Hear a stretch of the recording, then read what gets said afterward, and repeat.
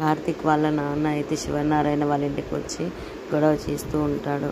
నా కొడుకుని పనివాడి వాళ్ళగా చేసింది ఎవరు, ఎందుకు చేశారు అనేసి అయితే అడుగుతూ ఉంటాడు.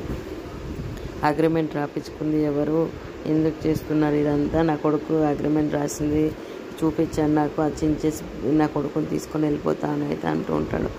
అప్పుడు అక్కడ ఉన్న చూసిన మామయ్య, ఇది నీకు సంబంధం లేని విషయం, నువ్వు ఎందుకు వచ్చున్నావు మధ్యలోకి అంటే, నా కొడుకు విషయం నాకు సంబంధం లేని విషయం ఎట్లా అవుతుంది, నా కొడుకు పనివాళ్ళలాగా పని చేస్తూ ఉంటే నేను ఎలా చూస్తూ ఉంటాను, నా కొడుకుని ఇక్కడి నుంచి పంపించేదాకా, అగ్రిమెంట్ చింపేసేదాకా నేను ఇంట్లో నిరాహార దీక్ష చేస్తాను అనేసి అయితే కూర్చుంటూ ఉంటాడు.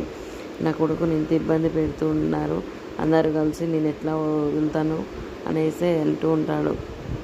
అక్కడ ఉన్న కార్తీక్ అయితే, ఎందుకు మీరు ఇట్లా చేస్తున్నారు, నేను నా ఇష్టంతోనే చేస్తున్నాను కదా, మీరు ఇక్కడి నుంచి వెళ్ళిపోండి అని అయితే అంటుంటాడు. మీకేమవుతుంది, నా బాధ నేను పడుతుంటే వెళ్ళిపో అంటే, అయ్యో నేను ఎట్లా వెళ్ళిపోతాను రా, నేను నీ కన్న తండ్రిని అని అయితే అంటూ ఉంటాడు.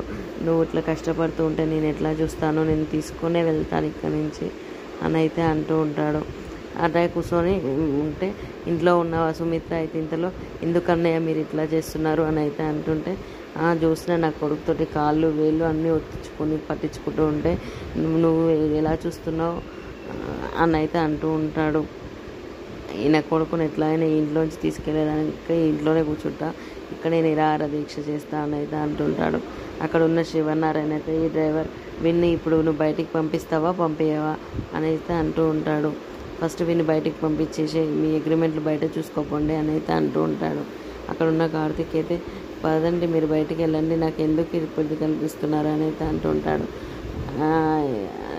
ఇంతలో లేకపోతే నేను పిన్నికి ఫోన్ చేస్తా అని అయితే అంటుంటాడు. ఇది రోజు ఎపిసోడ్.